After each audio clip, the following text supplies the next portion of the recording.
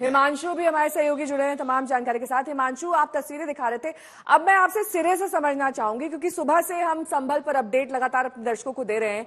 अब supreme court ने इस पूरे मामले में हस्तक्षेप किया है, अधिकारियों को दिशा निर्देश दिए गए हैं, अगर कोई चूक इसमें होती है तो उचित कार्रवाई अधिकारियों पर भी की जाएगी। लेकिन जहां तक आप तस्वीरों के जरिए समझा रहे हैं और स्थिति समझ में आ रही है, पूरा का पूरा संभल इस वक्त एक कर्फ्यू जैसे हालात वहां पर दिखाई दे रहे हैं और परिंदा भी पर नहीं मार सकता, ऐसा लग रहा है। बिल्कुल, देखिए जो सुरक्षा के इंतजाम है वो बेहद कड़े हैं। न सिर्फ इस जो पूरा आप मस्जिद परिसर देख रही हैं और इसके आसपास का इलाका, बल्कि संभल में तमाम जो सेंसिटिव प्लेसेस हैं, जैसे हिंदू खेड़ा जहां पर पिछले रविवार को पत्थरबाजी हुई थी, जहां से महिलाएं गिरफ्तार हुई थी, उन इलाकों में, दियापुरवा इलाकों में, इन सब तकरीबन 3 किलोमीटर का जो पूरा रेडियस है वहां पर बेहद ज्यादा सुरक्षा कड़ी की गई है। अब कहीं कौन, जब हमने अधिकारी से पूछा था और यह बताया था कि किस तरीके से जो 4 लोग मारे गए उनके परिवार भी आरोप लगा रहे हैं, तो उनका यह कहना था कि साक्ष्य के आधार पर कार्रवाई होगी। अगर कहीं से किसी भी अधिकारी या पुलिसकर्मी के खिलाफ भी कोई साक्ष्य अगर आता है, शुरू में आता है, अब तक आया हो या किसी के पास हो, तो अगर वो भी देता है, कोई भी साक्ष्य अगर आता है तो किसी को भी बख्शा नहीं जाएगा अगर लापरवाही कहीं होगी। उन्होंने साफ तौर से कहा कि अब तक जिन लोगों के खिलाफ एफआईआर दर्ज किया गया है, जिनके खिलाफ नाम जिनका दर्ज है, चाहे वो यहाँ के सांसद हो, विधायक के बेटे हो, तो साक्ष्यों के आधार पर ही नाम एफआईआर में डाला गया है और साक्ष्यों के आधार पर ही आगे की कार्रवाई पूरे इन्वेस्टिगेशन को किया जाएगा। और उन्होंने ये भी कहा, इस मस्जिद के शाही इमाम या फिर इनकी कमेटी की ओर से कोई अपील की गई है लोगों से जो वहां पर आज नमाज अता करने पहुंचेंगे?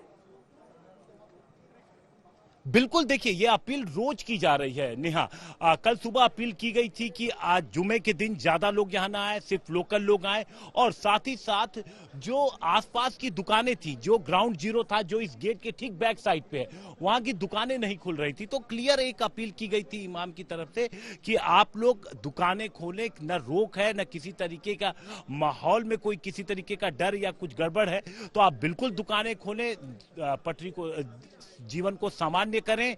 और ये अपील रोज की जा रही है और आज भी अपील की गई थी कि सिर्फ घर के पास के मस्जिद में लोग नमाज पढ़ने जाएं।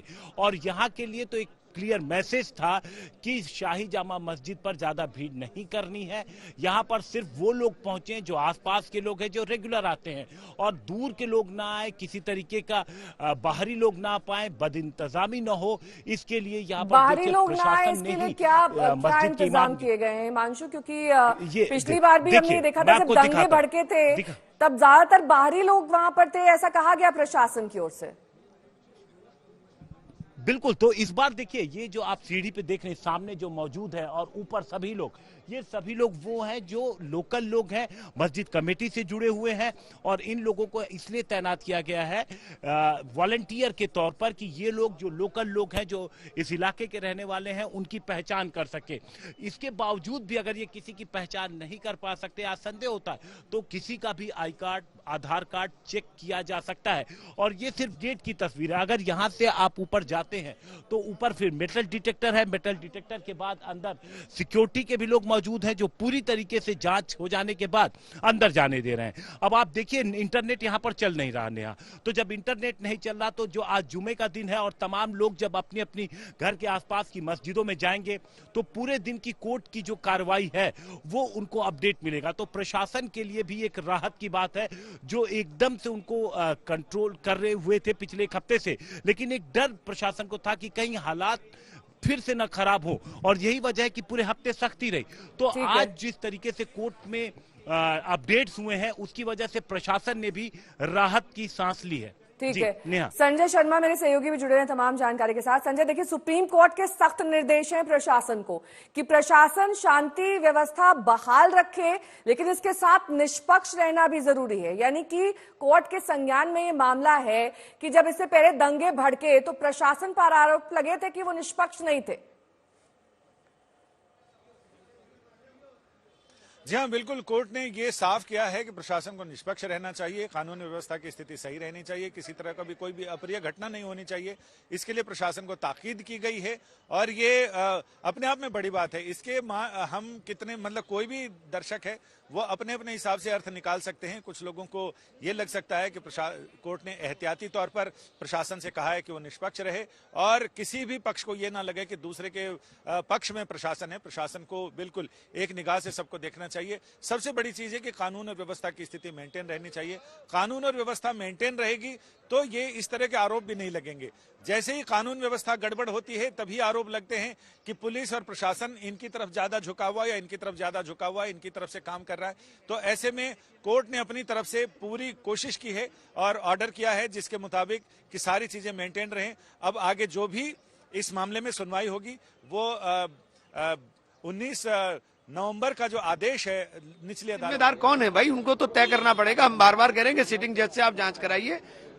सीधे फुटेज है गोली मारते हुए, आप कह रहे हैं कि साहब तमंचों से कट्टों से, ना तो तमंचे का कोई फोटो आ रहा है ना दिखाई दे रहा है। और गोली जो लग रही है, मैं भी चूंकि मुझे बंदूक चलानी आती है, मैंने भी शूटिंग करी है, शूटिंग कंपटीशन में भाग लिया है। राइफल की गोलियों से गोली आर पार होती है, आदमी के आर पार गोली निकली हुई है, आर पार गोली निकली हुई है। तो ये जो चीजें हैं ये जांच का विषय है और इनके ऊपर जांच होनी चाहिए और इतना सख्त एक्शन होना चाहिए कि आइंदा कोई इस तरह की हरकत ना कर सके कि इंसान की जान की कीमत आप समझने का भी काम ना करो। आप सीधे गोली मार दो माथे पर, छाती पर। पत्थरबाज थे तो पत्थरबाज समझ करके टांग पे गोली मार देते भाई।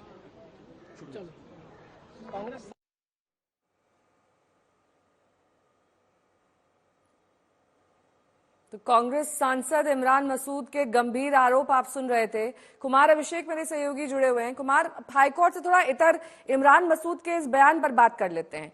वो ये आरोप लगा रहे हैं कि राइफल से आर पार गोली दागी गई जिसकी वजह से लोगों की जान गई। ये आरोप पहले भी विपक्षी पार्टियों ने लगाए हैं, समाजवादी पार्टी उसमें शामिल है, कि लोगों की जान आपसी भिड़ंत में नहीं गई। अगर वो पत्थर का इस्तेमाल कर रहे तो राइफल का इस्तेमाल पुलिस प्रशासन की ओर से क्यों किया गया?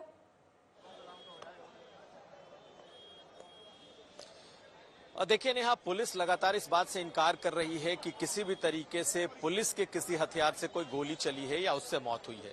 देखिए ये तो जांच का विषय है, लेकिन पुलिस लगातार इस बात से इनकार कर रही है कि न तो पुलिस की तरफ से किसी पिस्टल की गोली से उनकी मौत हुई है, उन लोगों की मौत हुई है, ना ही किसी राइफल से।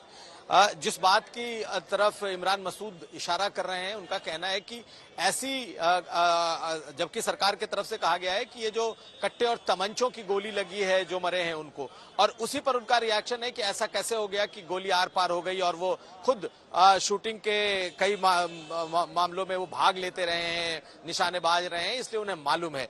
देखिए ये सवाल सिर्फ इमरान मसूद ही नहीं, समाजवादी पार्टी के कई नेता भी उठा रहे हैं कि जिस तरीके से ये 5 युवकों की जो मौत हुई है उसमें पुलिस का जो दावा है वो गलत है। यहाँ तक कि जो माता प्रसाद पांडे हैं वो कह रहे हैं कि पुलिस के हाथ में इन दिनों तमंचे हैं, यानी कि वो पुलिस ने ही चलाई है, लेकिन वो तमंचों से चलाई है।